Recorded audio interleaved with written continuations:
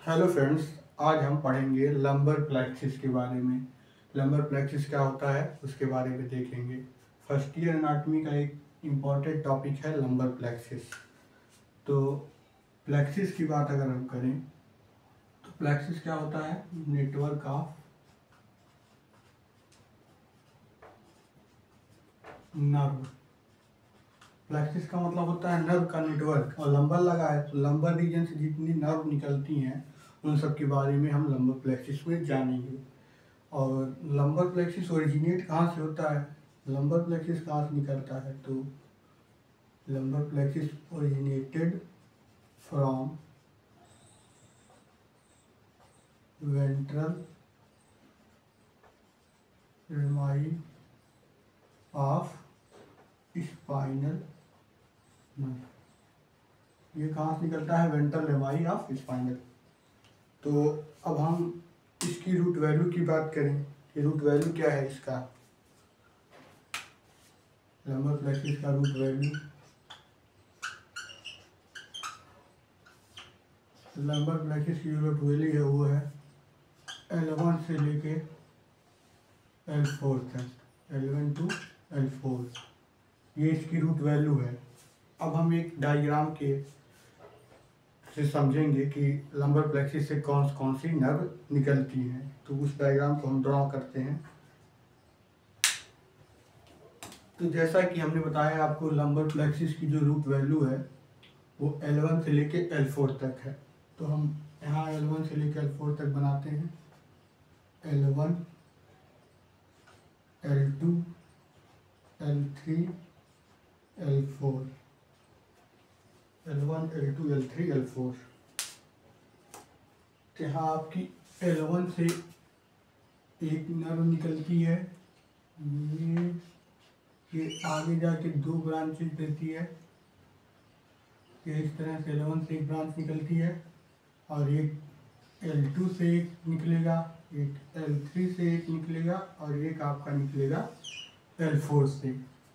इस तरह से निकलती है L1 से, L2 से, L3 से, L4 से, ऐसे निकलती। थोड़ा और लंबा बनाते हैं।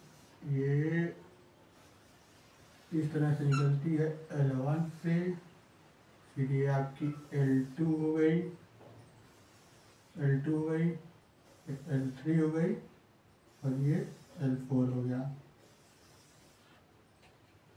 L1, L2, L3, L4। तो इस तरह से नर्व निकलती है हमारी। और L1 से, L1 के दो डिवीजन हो गए, एक एंटीरियर डिवीजन, एक पोस्टीरियर डिवीजन। क्योंकि हम जानते हैं कि प्लेक्सिस में दो डिवीजन होते हैं, एंटीरियर डिवीजन और पोस्टीरियर डिवीजन। तो यहाँ से एक नर्व निकलती है, इस नर्व का क्या नाम है? इलियो इंग्वाइनल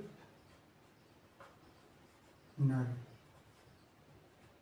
और एक सेकेंड वाली है इलियो हाइपोगैस्ट्रिक नर्व। ये हो गई।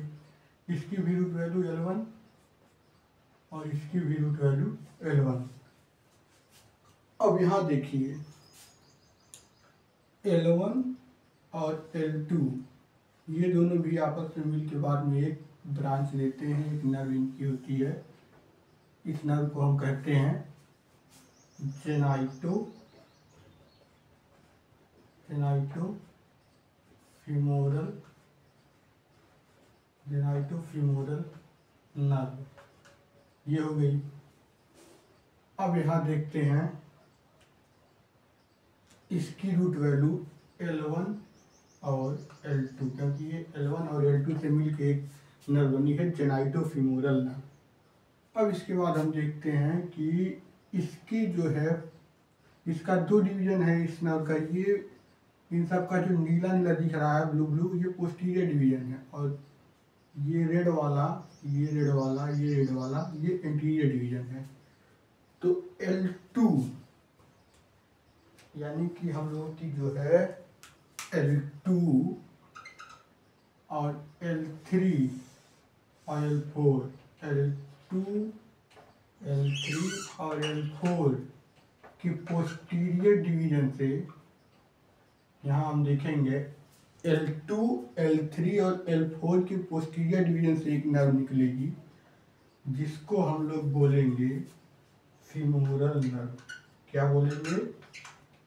Femoral nerve. फीमोरल नर्व, ये नर्व कहाँ से निकल रही है? L2, L3, L4, यानी कि इसका रूट वैल्यू क्या हो जाएगा? L2, L3 और L4। रूट वैल्यू क्या हो जाएगा इसका? L2, L3 and L4। लेकिन L2, L3, L4 के कहाँ से? पोस्टीरियर डिवीजन से। Posterior division. अब यहाँ हम देखते हैं L2, L3, L4 के इंटीरियर डिवीजन से भी एक नर्व निकलती है। L2, L3, L4 के आपके इंटीरियर डिवीजन से जो नर्व निकलती है उसको बोलते हैं obturator nerve. Obturator nerve.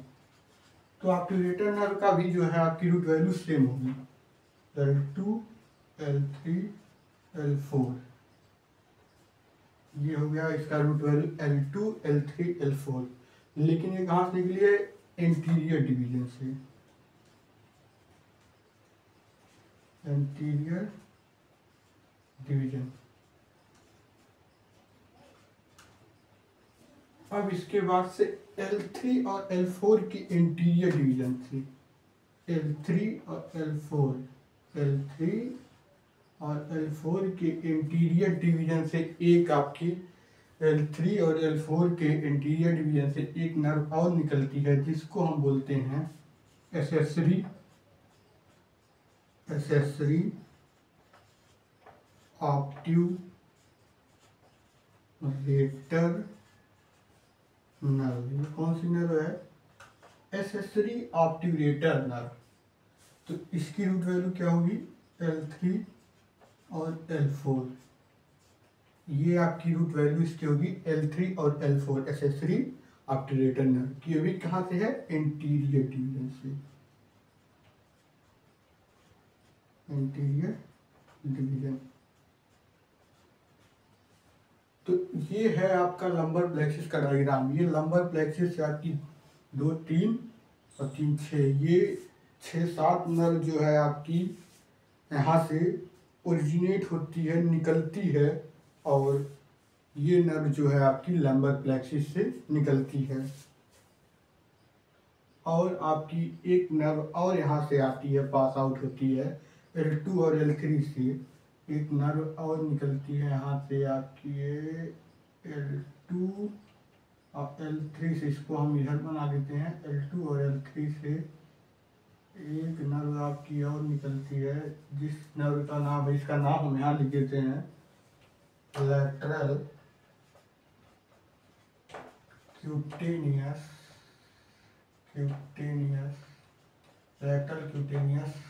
Nerve of thigh. ये कहाँ से निकलती है? L2 और L3 से मिलके। क्या इसकी वैल्यू क्या हो जाएगी? L2 और L3 ये जो मिलकर बनाती है lateral cutaneous nerve of thigh. ये आपकी lateral cutaneous nerve of thigh हो गई। ठीक, तो ये जो आपका हो गया लंबर प्लेक्सिस का डायग्राम। अब अगर हम यहाँ बात करें नर्व के बारे में, तो ये जो आपकी यहाँ से 7 नर्व टोटल हैं। L1 से आपकी जो है इलियो इंग्वाइनल नर्व और इलियो हाइपोगैस्ट्रिक नर्व, 2 नर्व हो गई। और L1 और L2 मिलकर एक नर्व बनाती है जेनाइटोफीमोरल नर्व। L2, L3, L4 के पोस्टीरियर डिवीजन से आपकी बनती है फीमोरल नर्व। L2, L3 से आपकी बनती है lateral cutaneous nerve of thigh. और L2, L3, L4 के इंटीरियर डिवीजन से आपका ऑब्ट्यूरेटर नर्व बनता है। और L3, L4 से जो है आपका एसेसरी ऑब्ट्यूरेटर नर्व बनता है। तो ये 7 नर्व हैं जो लंबर प्लेक्सिस से आपकी ओरिजिनेट होती हैं। इसमें से आपकी जो है फीमोरल नर्व जो है ये आपकी थाई को सप्लाई करती है। इंटीरियर डिवीजन ऑफ थाई मतलब इंटीरियर पार्ट, थाई के इंटीरियर पार्ट को जो है आपकी फीमोरल नर्व देती है सप्लाई। और जो है थाई के जो है मीडियल में जो है, ये आपकी थाई की मीडियल साइड में आपकी कौन सी नर्व है, ऑब्ट्यूरेटर नर्व। ये आपकी थाई के मीडियल साइड में आपकी सप्लाई करती है। बट थाई में आपकी 3 नर्व होती हैं, एक फीमोरल, एक ऑब्ट्यूरेटर और एक सियाटिक नर्व। तो सियाटिक नर्व तो आपको कहाँ कहीं दिख ही नहीं रहा भैया कि सियाटिक नर्व कहाँ चली गई। सियाटिक नर्व जो आपका है वो लंबर प्लेक्सिस की पार्ट नहीं है। लंबर प्लेक्सिस से सियाटिक नर्व ओरिजिनेट नहीं होता है। सियाटिक नर्व जो है कहाँ से ओरिजिनेट होता है, सियाटिक नर्व जो है सैक्रल प्लेक्सिस से ओरिजिनेट होता है। इसलिए यहाँ हमने सियाटिक नर्व का नहीं लिखा। और यहाँ 2 नर्व ऐसी हैं जो थाई में पाई जाती हैं, और थाई में तो 3 नर्व होती है, एक फीमोरल, एक ऑब्ट्यूरेटर और एक सियाटिक। सियाटिक नर्व आपके पोस्टीरियर थाई में होती है, इसलिए यहाँ पे वो नहीं, सैक्रल प्लेक्सिस में होती है, इसलिए उसका यहाँ पे हमने नहीं बताया। तो ये लंबर प्लेक्सिस का आपका पूरा चार्ट है। लंबर प्लेक्सिस पे ये इस तरह से आप चार्ट ड्रॉ करते हैं तो आपको अच्छा खासा बढ़िया नंबर मिलेगा लंबर प्लेक्सिस पे। और अगर कुछ छूट गया हो लंबर प्लेक्सिस में हमसे तो आप लोग जरूर बताइए कमेंट में। और अगर कोई डाउट हो तो वो भी आप पूछ सकते हैं।